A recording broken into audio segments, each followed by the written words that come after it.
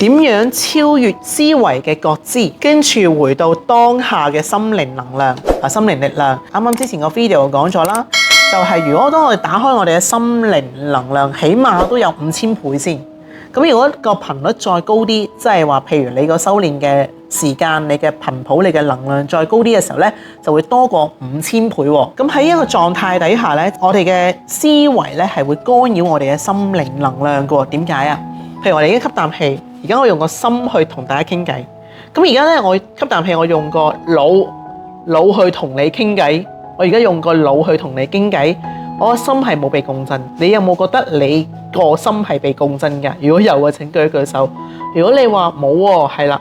咁喺個狀態底下咧，當我哋成日喺個思維度嘅時候咧，個腦裏邊諗啦，腦裏邊表達嘅時候咧，咁就唔會咁容易有咁多嘅能量㗎喎。咁所以點解我哋將我哋思維嘅狀態，我哋嘅諗法去變咗喺個心度去諗咧？好多時候你哋表達分享嘅時候，你哋唔會成日講我哋嘅腦諗啲咁嘅嘢。好多時候就我心都咁樣諗嘅，我心都咁樣諗嘅 ，OK 呢個狀態。咁所以咧，思維咧係會干擾我哋嘅5000倍嘅顯化力噶 ，OK， 亦都係會影響緊我哋嘅靈魂嘅力量。所以咪要靠做咯，因為只係得身體嘛。咁所以當我哋超越思維嘅覺知嘅時候咧，我哋去翻個心嘅時候咧，我哋就會能夠增加我哋嘅5000倍。好啦，點樣去簡單點樣去銜接你嘅心嘅部分咧？點樣銜接嗰個心能嘅部分咧 ？OK， 好。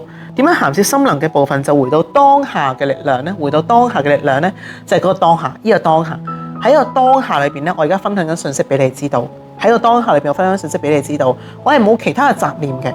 咁所以咧，如果而家你諗緊你嘅過去 ，OK， 諗緊你嘅過去係咪當下？唔係啦 ，OK， 個心能就冇容易打開啦。諗緊你嘅將來係咪當下？唔係啦 ，OK， 諗緊將來嘅信息都唔喺當下。咁個心就冇能夠打開啦。你喺個當下裏邊，而家呢一刻冇任何嘅諗法。而家呢一刻就係呢個當下，呢個當下我就聽緊老師你講緊嘢，我聽緊就係呢個當下，我唔諗其他啦。OK， 我唔諗其他啦。OK， 咁呢個就係當下。OK， 咁我每當下如果冇嘢諗嘅時候，冇嘢做嘅時候，我就做靜心，就係嗰個當下。咁喺嗰個位置底下嘅時候咧，你會多啲共振你嘅當下嘅力量嘅時候咧，你個心就會慢慢打開。因為你嘅心靈只會喺你嘅當下。如果你成日諗咗去過去嘅時候，你嘅心靈就點啊？去咗過去㗎啦。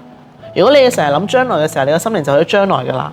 咁佢唔係咪當下滋養你呢個身體？而家你嘅身體邊度？喺呢個當下。呢個身體係咪喺你嘅過去？唔係，而家喺個當下。呢個身體係咪喺你嘅將來？唔係，喺你嘅當下。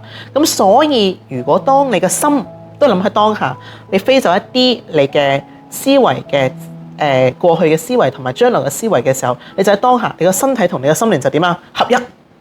咁合一嘅時候咧，就可以你嘅心啦，就會感受到5000倍嘅心能啦，得唔得？5000倍嘅心能。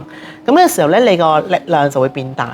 你所做嘅嘢，你而家當下諗嘅嘢就會顯化。OK，呢個當下諗嘅嘢會顯化喎，唔係呢個當下諗緊將來嘅嘢會顯化喎，唔係呢個當下諗緊呢一個嘅過去嘅嘢會顯化。點解？因為當下銜接咗乜嘢？當下銜接到過去、現在、將來。嚇？當下聽住，當下係銜接咗過去、現在、將來。嚇 ？OK， 當下唔係講緊而家呢一個點數係21:52，唔係。當下就係我而家同我身體同我心靈連結嗰個部分，得唔得？當下就係我重要事情講3次啊！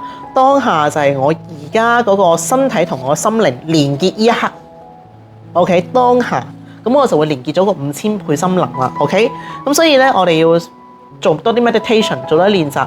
練習好簡單嘅狀態就係放低我哋嘅 monkey mind， 放低自己喺當下裏邊就諗緊過去、諗緊現在、諗緊將來。OK， 而家當下就係我同我嘅身體同我嘅心係合一嘅狀態。OK， 咁我就會增加一個5000倍嘅能量啦。而家當下冇任何嘅諗法，因為點解？合一嘅狀態底下咧，連結嘅時候嗰一刻，係冇任何你睇法叫觸電係嘛？你有任何嘅睇法就觸唔到電啦，得唔得？咁所以喺嗰個當下裏邊咧，就將佢銜接咧，就突然間咧會充滿住力量5000倍嘛。我冇 OK 5000倍，跟住將你嘅思維放小佢，吸啖氣。我冇 OK 好。如果你中意呢條片，歡迎 like、comment、share， 同時間訂閱我哋嘅頻道，開埋個鐘仔，咁就唔會錯過我哋新出嘅影片啦。下次見。